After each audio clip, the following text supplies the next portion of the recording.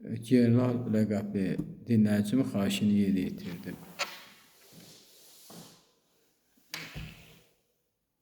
Əziz dinləyicilər, indi isə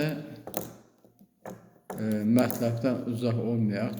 Mən belə qərara gəlmişəm ki, əgər mənə qulaq asan dinləyicilərimin hansı xahişi olsa, onların xahişini birinci yerinə yetirəcəm və sonra isə mövzumuz üzrə çıxışımı davam etdirəcəm.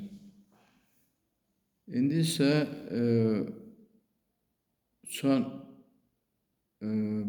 yəni boşqablara gələn yad məddələrlə insanın kontaktından danışmaq istəyirəm.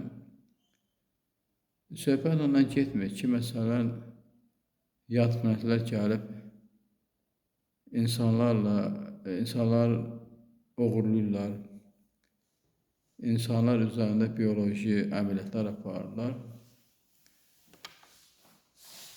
Mənim mövzum bu barədə deyil. Yəni ki, söhbət ondan gedir ki, bu mövzumda mən insanların yad məddələrlə kontaktından söhbət gedir. Yəni söhbət burada oyanışlı insanların yad məddələrlə əlaqəsi, yaxud da belə deyək, ekstrasenslərin yad məddələr əlaqəsindən gedir. İnsanlar bütün yüksək şüurlarla əlaqə yaratdığı kimi, insanlar yad məddələrlə də kontakt həyata keçir və bu kontakt prosesləri insanların mental şüur dairəsi vasitəsilə həyata keçir. İndi təsəvvür edin ki, mən özümdən başlayayım. Mən indi mental şüur dairəsindən, mənim mental şüur dairəm sıfır sisteminə qoşulubdur. Elə oyanışı insanların bir nümayəndəsi kimi mən sıfır sisteminə qoşulmaqla özünüz görürsünüz ki, istənilən günəş sistemlərində, istənilən ulduz qruplarında, ulduz topalarında mövcud məkanlarda olan yad məddələrlə kontakt yaratmaq qabiliyyətinə malikəm. Mən informasiyalar göndərirəm və siqnallar göndərirəm və həmin siqnalları müxtəlif məkanlarda yaşayan yad məddələr qəbul edir və mənimlə sıfır sistemi vasitəsilə kontakta girirlər. İndi bu, siz bilirsiniz ki, yer planetində tiri ay, deməli, yadımdan yenə çıxdı həmişə. Bu atlas, tiri ay atlas. Deyirlər ki, belə bir uçan boşqab yaxınlaşır, yad planetlər. Onlar deyir, günəşin arxasındadırlar. Mən müddətdən sonra yer planetinə yaxınlaşacaqlar. Ola bilsin, yer planetində insanlarla kontakta girəcək. Əlbəttə ki, bunu indi zaman göstərir. Yəni, onlar yer planetinə yaxınlaşanda tiri ay atlas, əgər bu uçan boşqabdırsa və uçan boşqabla bizim günəş sistemini səyahət edən yad planetlərdirsə, onlarla ola bilsin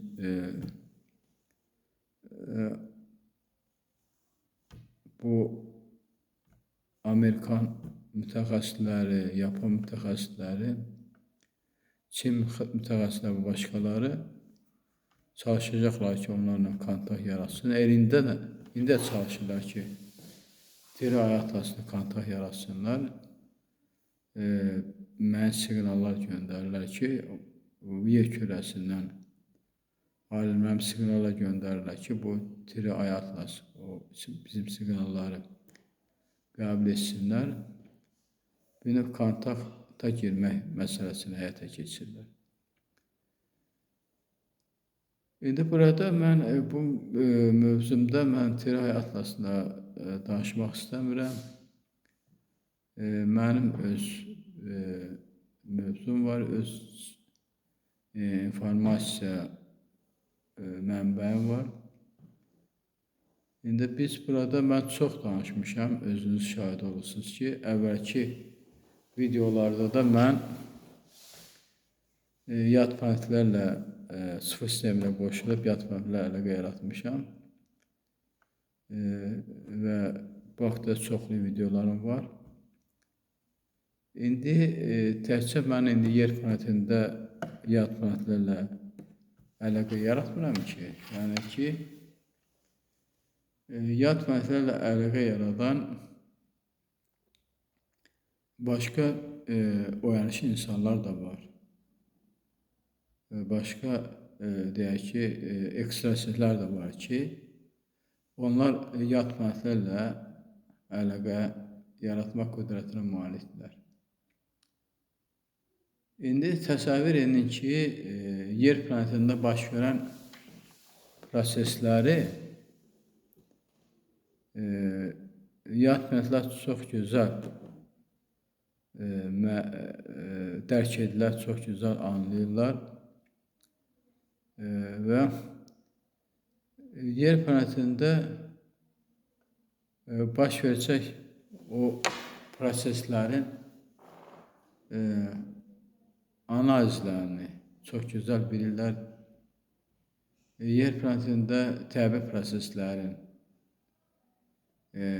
baş vermə amillərini onlar öyrənirlər təkcə başqa məkanları yox, başqa ulduz sistemləri yox, ulduz qrupları, ya günəş sistemləri və yaxud bunlarda yaşayan məkanlarda olan yad planetlər bir-birini təkcə öyrənmirlər, eyni zamanda başqa günəş sistemlərdə olan planetlərin də, onların təbiətinin də, atmosferin də tədqiq öyrənirlər. Əgər o məkanlarda məxluqlar, insana bənzər məxluqlar varsa, o məxluqlar da, insana bənzər məxluqlar da bunların həyat tərzində öyrənməyə çalışırlar və müəyyən elmi tədqiq işlər aparırlar. Və bu yad planetlərin bu elmi tədqiqat stansiyaları var ki, bu stansiyalarda istənilən planetin, məkanın deməli şəraitini izah etmək, yəni öyrənmək, təhlil etmək qüdrətinə malikdirlər. İndi bu təkcə mən deyək ki, yer planetində bu yad planetlə əlaqə yaratmıram. Ekstrasenslər də yad planetlərlə əlaqə yaradıb. Elə belə deyil ki, məsəl üçün, deyək ki, məsəl üçün, Bolqar qadını Vanga, o da yad planetlərlə kontaktda olub. O nə bilirdi ki, məsələn, gələcəkdə hansı hadisələr olacaq? Məsələn, nə bilirdi ki, o ikinci dünya müharibəsi olacaq, hakimiyyət dəyişiklikləri olacaq, kimlər hakimiyyətə gələcək, hansı ölkələrdə hansı hadisələr baş verəcək? Bütün bu proseslər hamısını əlbəttə ki, Vanga o yad planetlərlə əlaqə yaradıb ki, və yer planetində gələcək baş verəcək hadisələr haqqında Vangaya yad planetlər informasiya verib. Çünki Bolqar qadını Vanga öz mental şuur dərəcəsində onlarla əlaqə yaradıb və əlaqə nəticəsində də onlardan informasiya alıbdır. Bunun kimi də dünyasındakı məsələn Nostradamus da gələcəkdən xəbərlər verib. O özünün senturiyalarında, hər senturiyada 100 katrindən ibarətdir. O senturiyalarında gələcəkdə baş verəcək hadisələr haqqında məlumatlar verir. Əlbəttə ki, bu məlumatlar elə belə deyil. Bu deməli belə çıxır ki, Nostradamus da yad planetlərlə kontaktı olubdur və yad planetlər və yer planetində baş verəcək hadisələrdən deməli Nostradamusu məlumatlar veriblər. Nostradamus da özünün Centurion'da bunu yazır.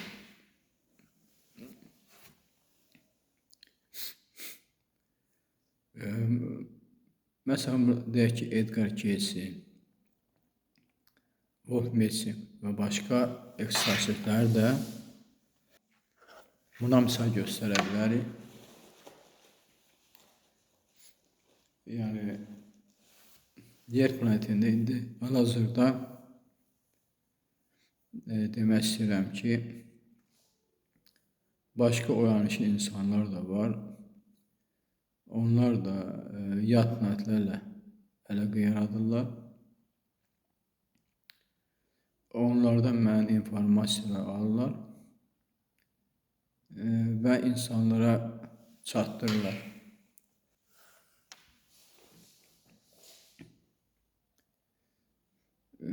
Əziz dinləyicilər, indi burada söhbət getdi yad planetlərin deməli oyanışlı insanların bunların kontaktı mental şuur dairəsi vasitəsilə həyata keçir. İndi burada mən istəyirəm ki, bu insanlarla yad planetlərin kontaktını üsulları elə eynidir ki, deməli burada kontakt üsulları müxtəlifdir. Müxtəlif formada bu proseslər həyata keçir. İndi məsələn birinci üsul elə mən özüm götürdüm ki, mənim mental şuur dairəm sıvı sisteminə qoşulub və sıvı sistem vasitəsilə mən deməli yad planetlərlə əlaqə yaratmaq qüdrətinə malikəm. İndi mən özümü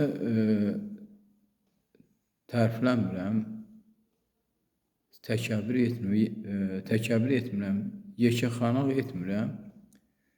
Mən həqiqəti deyirəm. Yəni yeganə mən bu yer planetində 8 milyardın içində yeganə mən insanam ki, yalnız mən indi sıvı sisteminə qoşulmuşam. İndi bilmirəm, əvvəllər keçmişdə elə bir insanlar olubdurmu ki, bu sıvı sisteminə qoşulsun və bu yad planetlər əlaqə yaratsın, onu mən deyənmərəm. Ancaq hal-hazırda müasir dövrdə onu demək istəyirəm ki, bu yaşadığımız dövrdə yeganə mən insanam ki, sıvı sisteminə qoşulmuşam. Bu da əlbəttə ki, Yaradan izni sürətli olub. Yaradan izin verməsəydi, mən sıvı sisteminə qoşulmazdım. Və bu sıvı sisteminə qoşulmaqla mən ilahi qüvvələr haqqında, ali qüvvələr haqqında, yüksək şuurlar haqqında və eyni zamanda yad planetlər haqqında çoxlu informasiyalar aldım və bu informasiyalarda əsərlərimdə yazmışam və özünüz görürsünüz ki, mənim 9-a yaxın əsərim, 15-ə yaxın poemam var. Yəni bunları mən təxminən 2001-2010 illər arasında yazmışam. 8 əsər və 15 poema. Ancaq indi əsər yazmıram. Nə əsər yazıram, nə poema yazıram. Çünki Yaradan mənə deyir ki, sən indən sonra öz informasiyalarını bədahətlə de, video çək, bədahətlə de. Mən indi İndi bu nə qədər informasiya verirəm, onları yazsaydım, neçə dənə mənim əsərim olardı. Yəni neçə dənə belə əsər yazardım. Ancaq yaradan mənə dedi ki, lazım deyil. Yəni o informasiya ilə bədahət insanlara çatdır, video çək. Yəni imkanım var ki, kompüterdə yazım və yeni əsərlər çap edim kompüterdə. Yəni kompüterdə mən yaza da bilirəm. Məsələ ondan ibarətdir ki, burada yaradan mənə bir kitab yazdırır, səma kitabı. Onu da məsələn mən kompüter peçatlaya bilərəm. İcazə vermir ki, ehtiyac yoxdur. Sən onu elə vəh formasında, yəni hər vəhim də müəyyən müjdələrdən ibarətdir. Yəni əlyazma ilə yazmışam, intihası həmin əlyazmalar əsasında hər bir müjdəni, izahını verərsən. İndi gələcəkdə mən bu Ruhlar Aləmi rubrikası, Uçan Boşqablar rubrikasını qutarandan sonra bu Səma kitabı rubrikasına keçəcəm və bu Səma kitabı rubrikasında özünüz görəcəksiniz ki, hər bir vəhin, hər bir müjdəsini, izahını verəcəm. Ola bilsin ki, məsələn, bir videoda bir neçə müjdənin izahını verəm. Belə də ola bilər. Elə ola bilər ki, bir vəhdə bir müjdənin izahını verim. O, baxır, o mövzudan asılıdır. Elə mövzu var. Qısa mən informasiya verəcəm. Elə mövzu var, deyək, 30-40 dəqiqəlik informasiya verəcəm. İndi onun üzərində çalışıram, hal-hazırda boş vaxtımda Səma kitabını əlyazma yazıram. Peçatlaya da bilərəm, yəni kompüterdə yaza da bilərəm. Ancaq yaradan deyir, məsləhət buyurmur, məsləhət görmür. Bəlkə də belə onu yaradan göstərişi belədir. İndi demək istəyirəm ki, indi söhbət ona gedir ki, insanla bu yad mədlərin kontaktı, indi mən deyək ki, sıfır sistemi ilə onlara kontakt yaradıram. Ancaq ekstrasenslər də öz mental şuurlarına kontakt yaradır. Yaxşı, bu ekstrasenslər necə? Yəni onlar ki, sıfır sisteminə qoşulmur. Əgər ona sıfır sisteminə qoşulmursa, bəs onlar necə kontakt yaradır? Və bu məsələ biraz başqa cürdür. Əlbəttə ki, belə aldığım informasiyaya görə yad mədlərin özləri, yəni ki, insanlar özləri kontakt yaradır. Yəni ki,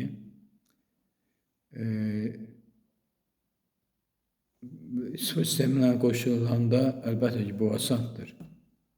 Bir an içində mən istənilən məkanda yad planetlə əlaqə yaradıram. Ancaq mənə deyilir ki, yad planetlər yer planetinə çox gəlir və yad planetlər yer planetinə gələndə onlar yer planetində oyanışı insanları seçirlər və oyanışı insanlarla kontakt yaradırlar.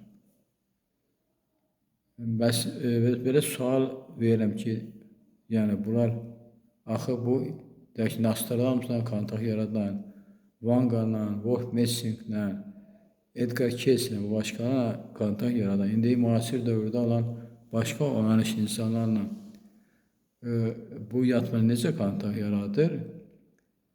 Mənə deyildi ki, yəni biz insanların içərisində yad planetlər mövcuddur və bu yad planetlər insan formasında təzahür edə bilər. Onlar deməli bir simadan başqa bir simaya çevrilə bilirlər.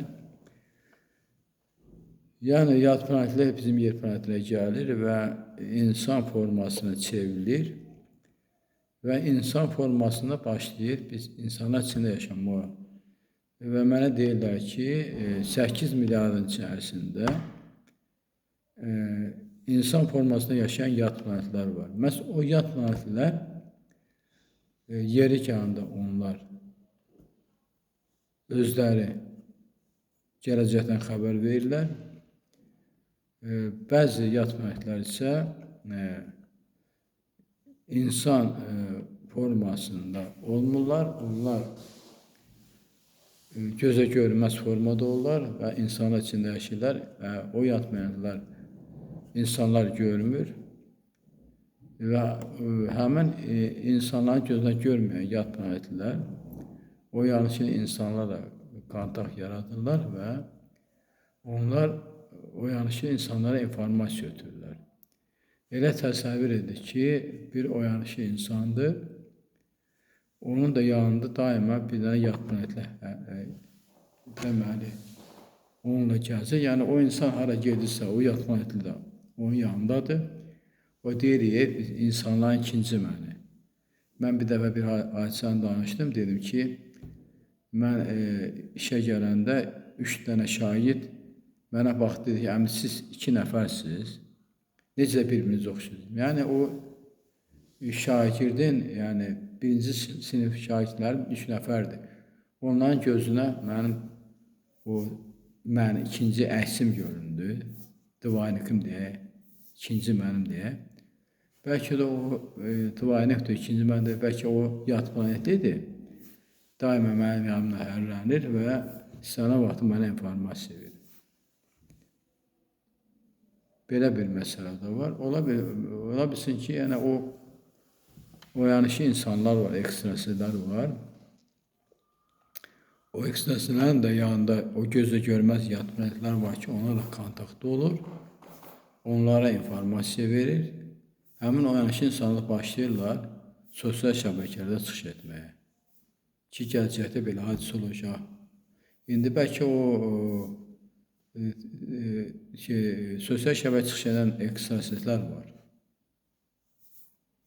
Elə biri bizim Azərbaycanın Sirəddin Rzayev deyəsən, familiyası. Yaxud başqa ekstrasilər var, televiziyada çıxış edirlər. Elə bəlkə onlara informasiya verən elə insanın gözlə görünməyən yad planetlərdir. Deməli, onda belə çıxır ki, yad planetlər insanın kontaktı 3 cür olur. Biri, məsələn, mən sisteminə qoşuluram. Bu yeganə mənəm, ikinci bir adam yoxdur. Bu, deyək ki, yəni ki, 8 milyardında bir nəfər də olub, o da yaradan məni seçib. İkinci, yad planetlər yer planetinə gəlir, insan formasında yaşayır, insanların içində.